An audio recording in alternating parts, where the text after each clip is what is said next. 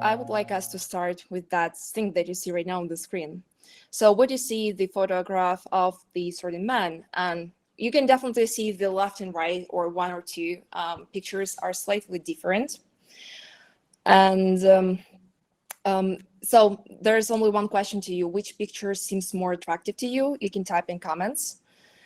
There's definitely not wrong or right answer, but it's just going to be like an interesting thing how we perceive things, and which things we consider attractive, which things we don't consider as attractive.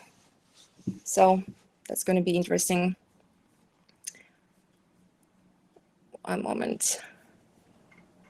Okay, see no comments yet, but still. Okay, see one. Okay, cool. One. Okay. Again, this is not something like in terms of like the taste wise, but these two pictures actually have a very big difference. So what is this picture? This picture is the self-portrait of the British designer Ollie Kellett, and the left one isn't touched. So this is the photo of the way he just is, but the right one is retouched, and it was retouched to perfectly match the golden ratio.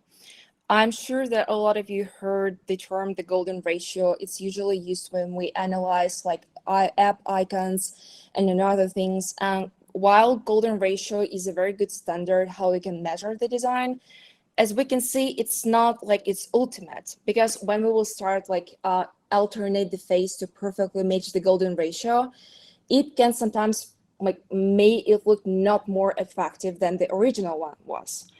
The first thing that we are actually accustomed to see imperfect faces, and usually people who we would consider perfect aren't perfectly symmetrical people. But also the golden ratio, I know that people who do like the face surgeries, for example, they would use the golden ratio, but they wouldn't follow it perfectly. Again, because as we can see, it's not the rule of thumb, like to guarantee you that something will have the very beautiful outcome. So that was the start of our lecture about how we perceive things. And yeah, so as I said, no strict rules to work on how we perceive things, but guides. So I'm super glad to see all of you on this session, how people perceive the design. I think this session will take around 30-40 minutes. Really excited to see all of you. If you would have any questions, please type them in the comments. I will try to look at them in the end of our lecture. But now I hope we will dive deep into that world of design and perceiving and cognitive things about us humans. So before I start, few words about me. My name is Yulia, or you can call me Julia if it's more convenient for you. I'm a self-taught designer because I actually have the master's degree in radio engineering.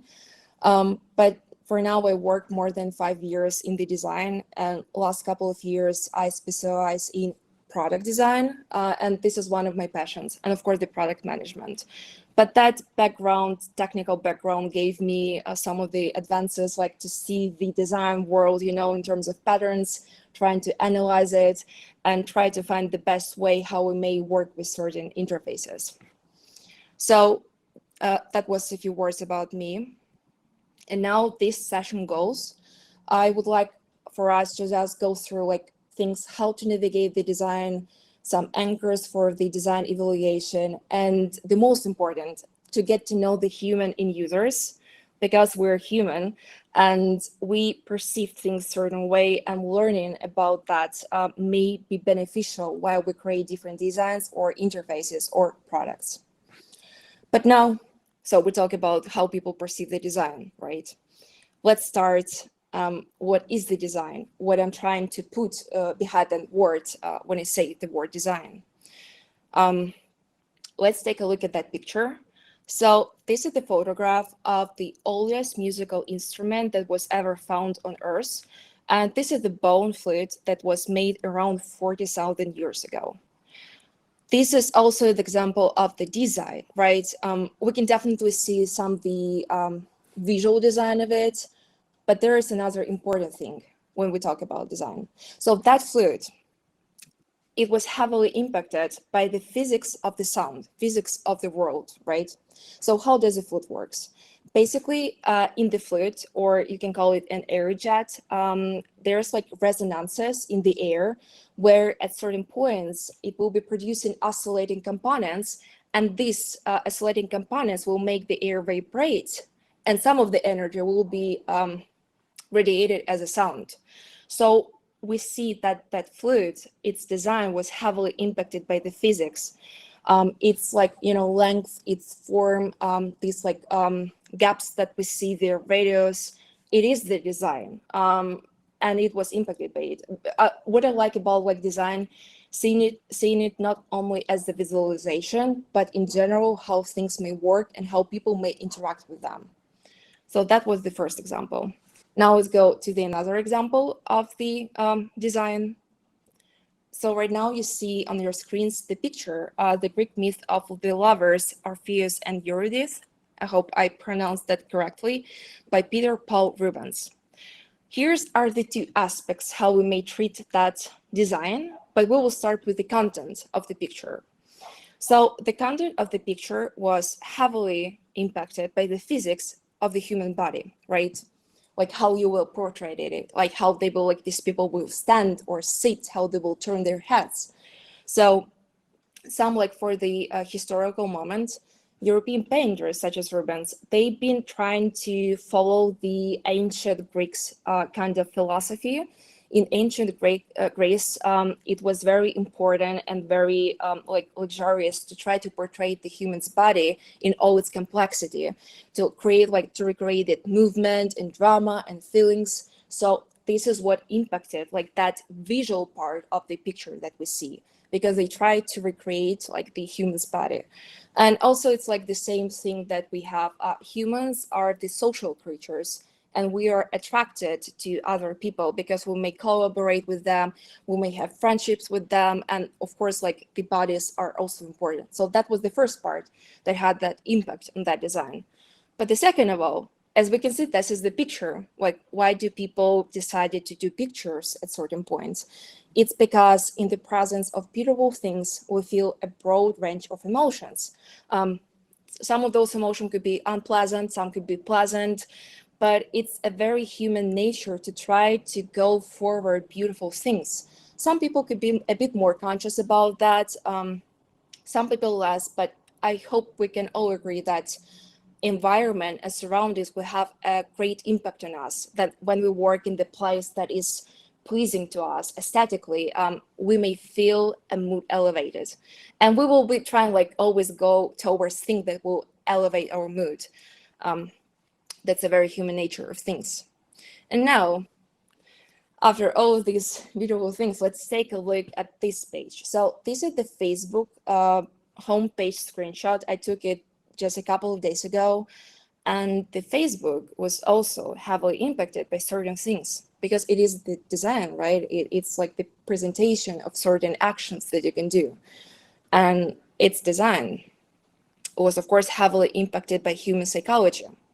And we can also look at this at the few aspects too, like the phenomena of social media in general, like that human psychology, as I said, like we want to unite with people, we want to know more about them, we want to form like groups, because at a certain point, when we look at the history of like people, the world as we know it right now, it's actually very recent because people been existing for thousands of years, and we were mostly living in the wild nature. And in certain points for us living in wild nature, it was very important to form communities, because if you would form a community, it will increase your chances of survival. And actually the survival is the main motivation behind almost anything people do. So the phenomenon of social media, right? We want to form these communities because our brain is still wired like multiple thousand years ago. Like, if you're in the community, it increases your chances for survival. But now we will talk about Facebook, like the menu positions, right? Like these buttons and pictures and everything. It was like impacted by how we perceive things, how we work on the cognitive level with things. And human psychology is defined as the science of the mind and behavior. It can explain why people act a certain way, also give us insight how we may analyze what people did in the past and what future results it may bring. But I would say like the human psychology is a very important thing when we talk about design, and especially interfaces design, because we want to count in how people perceive things in order to make their experience more pleasant and more efficient.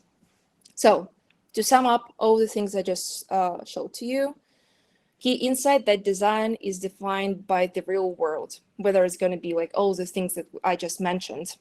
But what is the real world? I trademark it here. The real world is physics, psychology, money, and you name it, all of the other things that are just present in our existence. Like, for example, the money, right? If we would take that fluid, when you create the fluid, it may have like a huge impact to which resources you have the access to.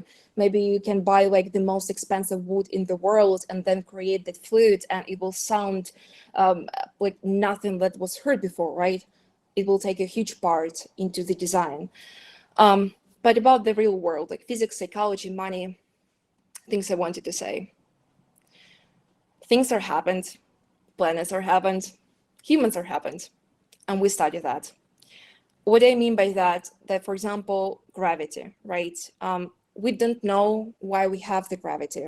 I mean, we know why it's beneficial to us, like gravity, it keeps us on that planet.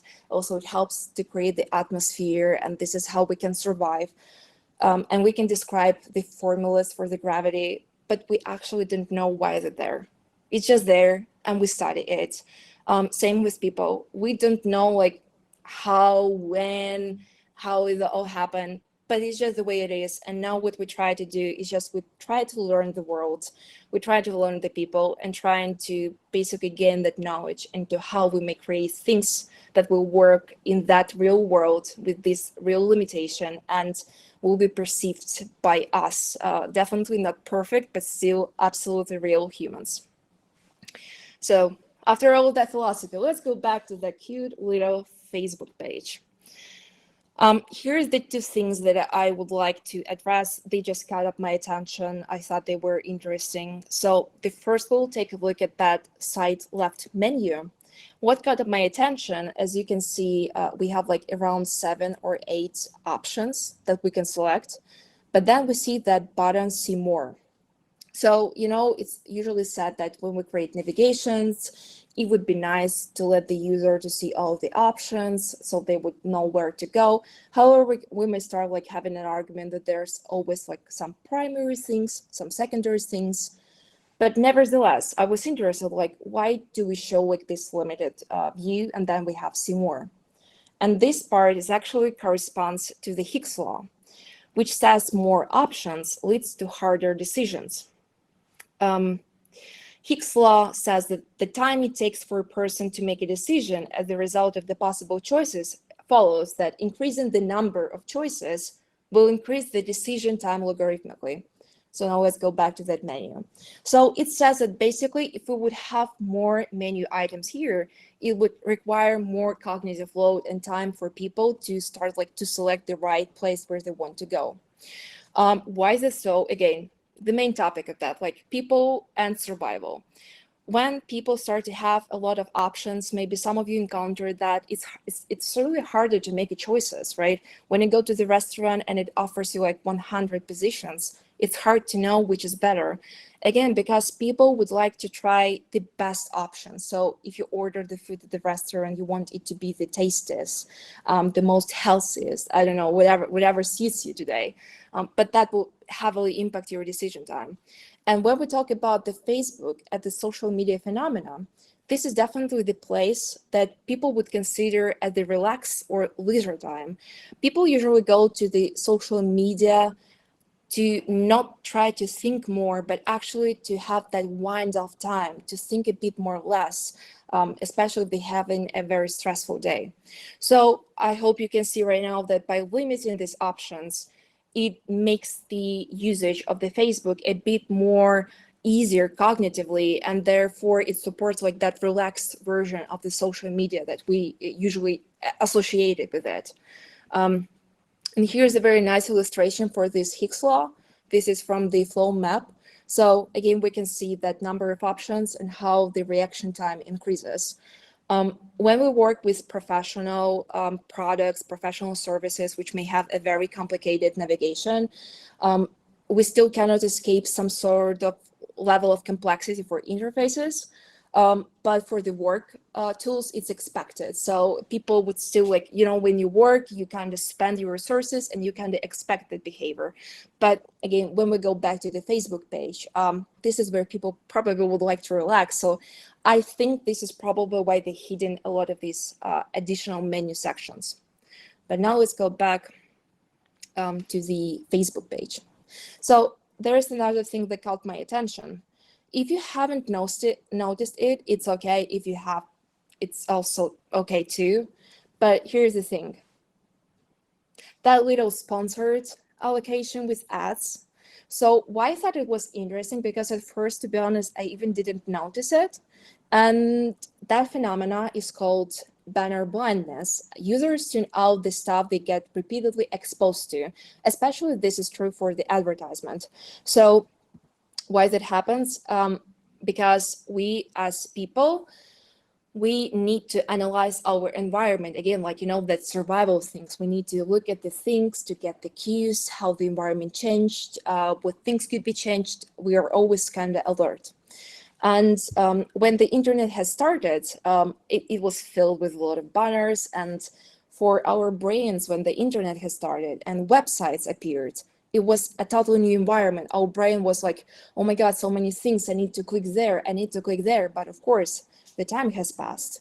And if you've been using internet for at least a couple of years, I probably think that your brain started to adapt to that, because our brain tends to filter out the unimportant noise, the cues and the clues that aren't giving it a lot of value. Usually ads could be considered that way because you come to the Facebook, you want to do sort of actions, and advertisement probably isn't that important for your flow. So this is why your brain may start actually filtering it out. Another example I like about filtering, so if you ever lived with the clock that ticks and you can hear it making ticking sounds, I bet that in a couple of days you started to ignore it, again, because this is unimportant information about our surroundings. So people tend to recreate this banner blindness or blindness to certain cues, either consider it as by our brains as unimportant. But now, so what we can use like another things of the human psychology to work with that banner blindness. Here's the thing, what we can do as designers or product makers. We can start, and this is usually the best approach, very popular right now, is the content like advertisement, right? And in general, very personalized experience. I will give you right now an example of how that may work, just one of the examples. So here is this screenshot from the Instagram app. Basically, this is just the home page, and when you open Instagram, you start to see like a lot of posts on this home page, and this is what just like the third one I saw in my feed. I mean, the ordinary content you usually would expect at Instagram, some amount of pictures or videos, whatever. But here's another post. It was, I think, before or after that one that you could right now see on the screen. This one. So obviously we can see that this is an ad, right? Because we see this sponsored label, and it indicates for us that this is indeed an ad. And also we see this shop now CTA, something that makes it different from the ordinary content you would usually see on Instagram. However, it's a very content alike. It still has like this avatar for the business or for the person, some nickname, some content itself, some buttons like, comment, share, and some like of sort of the description. So, I mean, that's pretty similar, right? Also regarding like that content thing, also right now is very popular is using influencers so that they would create content that could have an advertisement. Again, trying to recreate that feeling of the content you would usually expect at a certain service. And that works wonderfully. It has, I believe, less banner blindness compared to this like more common spaces where you would see back in the day where people would put like advertisements on the websites. But one interesting thing about Instagram, so if you take when you scroll the feed and you pause on the ad and take a look at it around like for 2 seconds or 3, as you can see, this shop now, it will brighten up. This is actually a very wonderful example of visual cues. So if you stop on the ad, it means you have some sort of curiosity. You somehow, and for whatever reason you take a look at it, right? If it's the media or some description, or maybe this is the product you've been interested in, but you definitely paying attention to it. And Instagram is like, oh, here's the cue, if you're interested, here's the shop now. Like they serve the curiosity really well. But so I said to you that we can use that approach to avoid banner blindness. However, why does it work? Why does it work so well with us? This phenomena that I'm referring to is called social proof, which states that users adapt their behaviors based on what others do. Again, I'm referring to very important things. Please remind that people are want to survive. That's, again, because we spend so much time at the wild nature that we're just adapted to it. And when we're especially at these situations that are very new to us, we would usually try to mimic someone who does in that situation something different. And the more people will do that, the more we're likely to copy that in that case. I mean, social proof is actually a very beautiful thing. For example, I know that if you want to paint better or play music better, you would basically start in trying to mimic what others do. So, I mean, it's not the worst approach, right, in life. And that will work with us. We see this ad, maybe it's very popular and it's like content-based, or it was influencer recommended and the one that we trust, and that will play with us, like, oh, if that person selects it, I should probably try it. Because again, the survival, we're always trying to look for the better options. And this is how we can play within the design with it. So yeah, social proof is a convenient shortcut that users take to determine how to behave. People are most likely to look and accept the actions of others as correct. And the greater the number of people, the more appropriate the action seems. And right now, I will show you a little experiment that actually proves how social proof is important. It's not always working towards us, but anyway, as I said, it's just the real world. It happened. It's just the way things are. And we can use it for our benefit if we just will learn what they are and how to use them for our benefit. But now let's go to the experiment. So there was this series of experiments, which is called Asch conformity experiments. And this was a series of studies directed by Solomon Asch, studying if and how individuals yielded to or defied a majority group. So I will show you right now only one of the experiments because there was, like, again, as I said, a series with the different values put in them. But the one I will talk today, so the experiment was that we would have a group of 8 male college students participated in first, as it may look like, a very simple task. But in reality, 7 of these 8 people were actually paid actors, and only the one person was actually tested in that experiment. And the goal was to see how the person would react and how what the behavior is going to be. A moment, let me take a sip of water before I lose my voice. Okay, so now let's go and look at that experiment.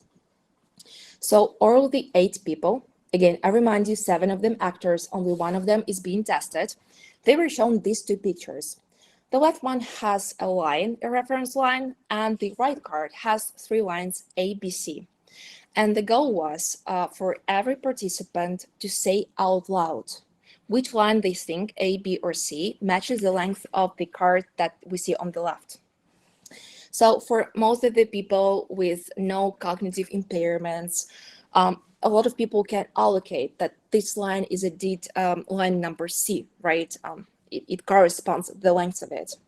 And the goal of that experiment was that 7 of these actors, they had to say out loud the answer, but they had to say the wrong answer. So we would have 7 paid actors say the wrong answer, and then the last person that was actually tested, they needed to answer what they think. So in that case, expected success rate would be 100%, because we would still expect that that person, even though that person just heard 7 times the wrong answer, that they would still say out loud the correct answer. That was the expected success rate. However, the experimental success rate turned out to be 63.2%. That means that even though these people knew the right answer, just because all these previous people said the wrong answer, and that like social proof things been working, they decided to adapt their answers. This is how serious it is. One disclaimer I want to put, I'm talking right now about the easiest and simplest series of these experiments. If we start to include like the money, the race, the sex, the age, things start to be more complicated, of course, but it still plays a big role. We still see that dump in these like right answers because people are trying to mimic the majority. So this is how important social proof is. Okay, now let's go back. This is the screenshot of the, so this is the website called booking.com, and this is the screenshot. I just Googled like the Amsterdam, and it shows me like a various different like hotels or rooms or apartments that I can rent for the certain time I plan to be in Amsterdam. Actually, Booking.com is very famous for their various design techniques that play with our like cognitive minds are so well. One of them is the social proof. So just take a look at that screenshot. Maybe you will see right now some of the examples of the social proof. Again, where we try to mimic what people select, and the more people select, the more we're likely to mimic them, right? So here are some of the examples that I see on this page. So we see this sort by our topics, you know, like creating that unity feeling. And also we have, of course, the reviews and the amount of the reviews. And this is what will take a huge impact on our decision making. However, there's one another thing that Booking.com is very famous for. Take a look at that screenshot again. Maybe you will notice this thing, maybe you know about that thing, but they're really famous for it. And this is very annoying, but that works really well with our human brains. So this is the thing. Is that little catchy phrase, only one left at this price on our site. That may be very annoying, of course, but it refers to this phenomena that is called scarcity. People value things more when they're in limited supply. Again, this is all about the survival and resources, because if you have more resources, the more likely you to survive, basically, right? And if also you have like some sort of unique resources that will also put you, you know, like on the higher hierarchy in that community that you form, because you have something that other people don't. And it's very important to our brain. Again, taken back to that wild nature. However, that scarcity thing, it's usually what happens in economy cycles, right? I know, like, for example, the brand called Rolex, they produce very premium watches. As for what I know, they always try to have a very unique and luxury picture of their brand. And they actually create a very limited amount of watches every year.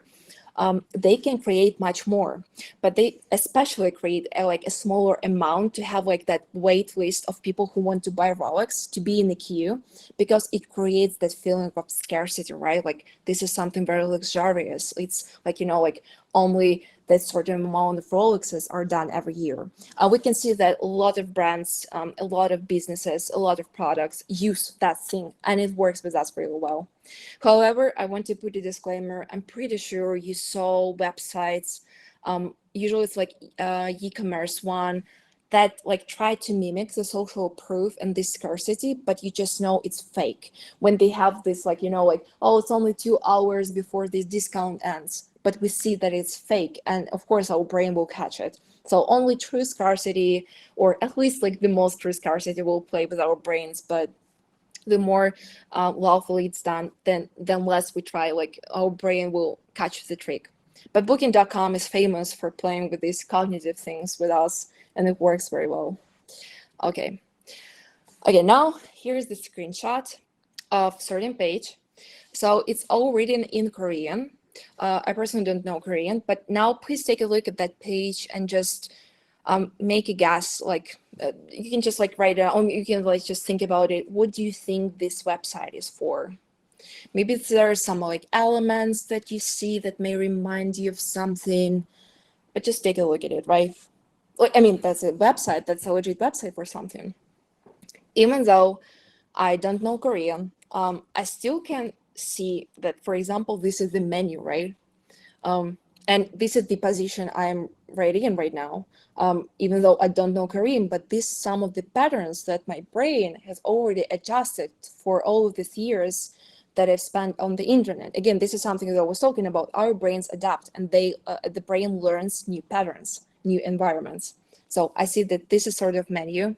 I also see that these two things are definitely buttons, right? They look like buttons. My brain already associates this thing as a button. For example, here we see like fields, we can see button. So I gave you like some time to guess what it is, but this website is for buying train tickets. And as you can see, it has a very some distinct features that you would expect at this sort of web services. So we have like that sort of from and to city, and it has like this very famous switch the button, again, very popular for the ticket services. Also, we see this field in here. At first I was like, what is that? But then you see that drop down, right? And it has like the time on it. So I thought that could be the calendar, right? And this one, as we can see, it has again drop down, it has number 1, and it has the user icon. So I would think this is the amount of people that I'm looking at ticket for. But going back to that field, the calendar field, even if you didn't understand that this was the calendar, if I would click it, this drop-down menu would appear, and now it looks much more something that we got used to. And actually, this is the part that we got used to not only from the internet, but from the real world. Our brain is able to take things that we know from real world and put it to this like internet thing and still being able to recall what is that. That's like a very incredible thing our brain can do, because we know how calendars looks. They've been looking for that like for ages, right? And it will give you like the idea of how this interface may work. So again, even though I don't know Korean, and for those of you who are on this session right now who don't know the Korean, even though we don't know the language, we still were able to get like, some general things about the interface. And why is that? Again, that's like a very incredible thing to me. But this is something, one of my favorite things ever, which is called Jacob's Law. And it says, users spend most of their time on other websites, on other services.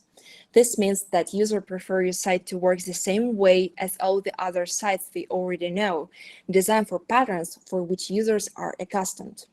So this is where we start to see that thing that our brain also wants predictability. Our brain is lazy. that's like nothing to hide. It will always learn the new environment, but it also likes when things are repeated, because then it doesn't have to spend again so much energy about learning new things. And this is why people can automate things. For example, when you do sports, the more you do something, the more you repeat it, the more brain will start to automate it. Again, because it's like lazy, it will try to spending less resources as much as possible, especially cognitive ones. So that thing reminds us of the previous patterns, and that's nice. Our brain sees the expected behavior of the buttons, of the drop downs, of the calendar, and this is how we know how this interface works, right? So the Jacob's law, again, amazing thing that people spend 90% of the time not on your website, and that's it. And people want that kind of predictability. Again, surviving back in the day, wild nature. If you saw like predictable like location, you would know what to expect from it, which gave the brain like some of the relaxed time. Also, that Jacob's law and that thing that I just showed you with this interface for ordering tickets, it also corresponds to the familiarity bias, which just to illustrate more, people prefer familiar experiences. We strive for that feeling of safety and comfort. Users have an innate desire for things they're already familiar with, and the more we experience something, the more likely we are to like it. So try to use common patterns when creating new experiences. That thing, familiarity bias, can sometimes work against us. If you're stuck in some like unusual or not very good situation for life, your brain may still try to recreate it over and over. However, when we know and something is convenient and usual to us and it's good, this is where this rule works for our benefit. But this is how we work. We want things to be familiar. We strive for it. But don't worry, we also touch the novelty thing about our brain. And by the end of the presentation, there's going to be a few slides which will show us this correlation that even though we want to survive and we want for things to be predictable and very reliable, at the same time, we are humans and we strive for new things and we want to learn. Like even right now, you're spending this hour with me here because you want to learn something new. This is a very incredible thing that our cognitive thing has. And this is, of course, something we can use in our products. Again, this is going to be just the balance when we discover products, like how many of the things are going to be like standards and how many of the things are going to be something new for our users to explore. So one of the brands that is very famous for their familiar bias is the McDonald's. So their main marketing line is trying to recreate similar experiences across the restaurants, across the countries. So whenever you are, whatever city, whatever country you visit, when you are near McDonald's, you will always feel that very famous smell of them. And it's going to be similar across all these restaurants and countries. Also, they have this logic that whatever McDonald's you visit, you can still expect similar experience, similar food, and similar like vibes. Of course, McDonald's would have some things be different from country to country, from city to city. Again, something I said, like, combining that novelty part, but with something predictable. And this is why McDonald's works so well. It's a very predictable experience, something our brain really likes, but at the same time, if you feel like to do some safe exploration, McDonald's always offers you like some seasonal things. So you can combine both those two craves for our psyche. Yes, McDonald's is very famous for this. But now let's go back to another things, our brain, how it works, how it perceives the world and how it's used in the design, sometimes for our best or sometimes for our worst. This is a screenshot of the TikTok app. So the TikTok app, it's basically the video app. You open it up, you immediately see some recommended video to you. And when you swipe up, it will always recommend you another video. So it's a very addictive experience. I don't know if you would agree with me, but I would consider TikTok to be a very addictive platform. Why does it work so well? However, what is it in our brains that make it so addictive? That thing is called variable reward, which is basically tells us that people especially enjoy unexpected rewards. It's been proven psychologically that the joy that you would feel from the unexpected reward is much more that from the expected reward. So if you like did something well and you know that you're gonna expect some good reward, you will be pleased. But if it would be unexpected, you would be pleased like twice more. And this is why TikTok works with it so well. It's definitely an unexpected reward. How it works is that every time you swipe up and change the video, a new video will be appearing, and you will either learn something, or you will laugh, or you will be weirded out. So it will try to support your different interests.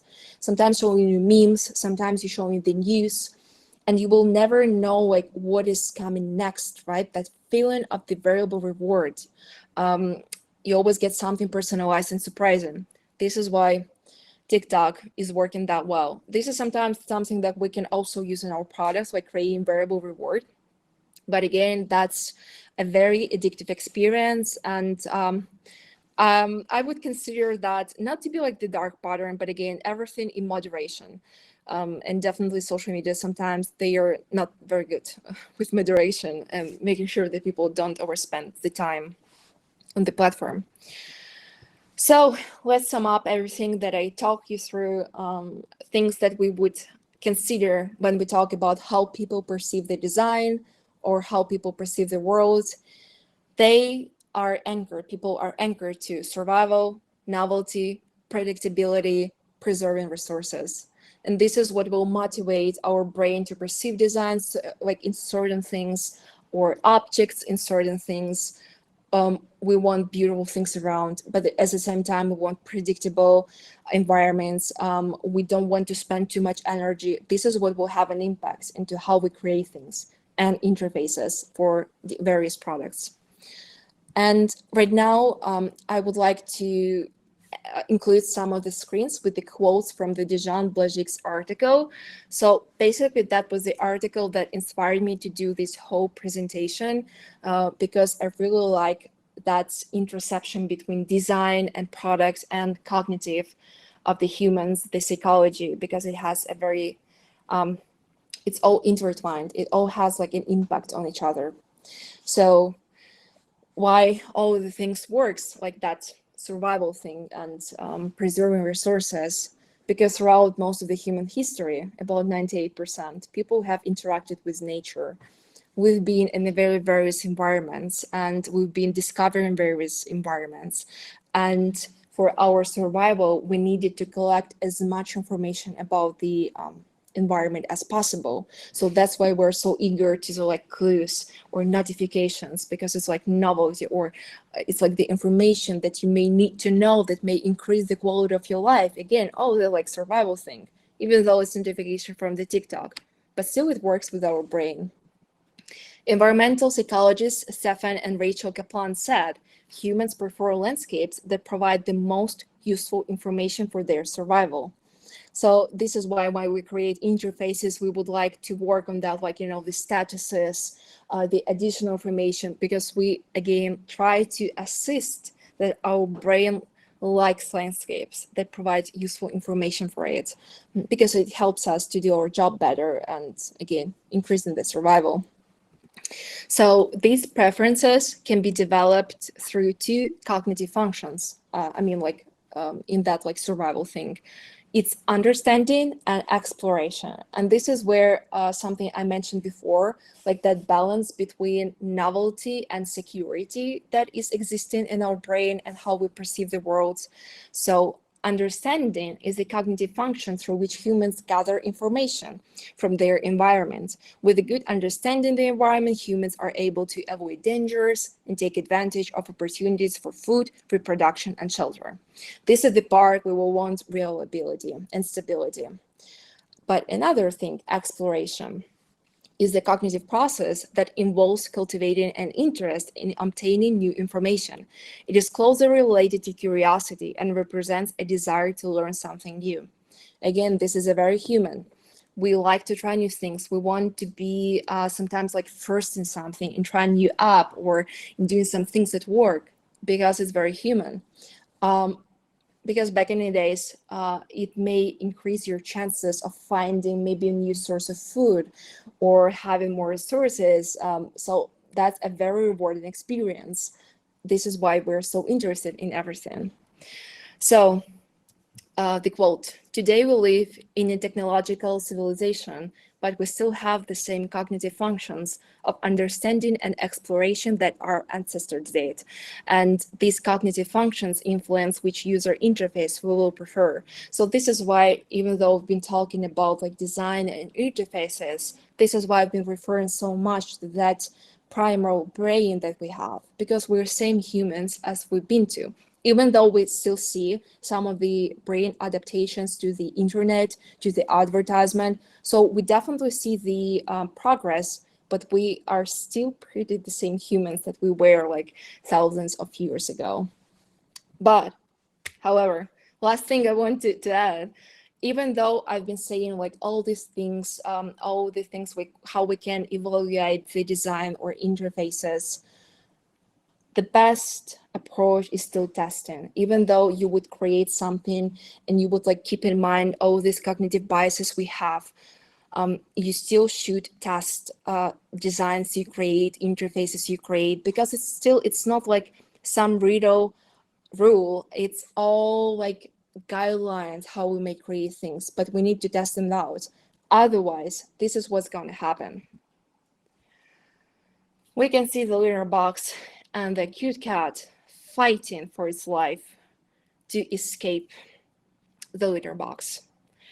I'm definitely sure it was created with the best design in mind, but this is why we have to test things, because we may have to predict how things may work, but we need to test it. Again, all those were guidelines, but not like strict rules to follow. So thank you so much. I really appreciate you spending this time with me. I hope you found something useful. Again, as I said, I will upload this video later to my YouTube channel. You will be able to find me under Yulia Kucharenko name. And also contact me, please, at the LinkedIn or ADPList. I will be glad to talk with you and like to have some discussions around it.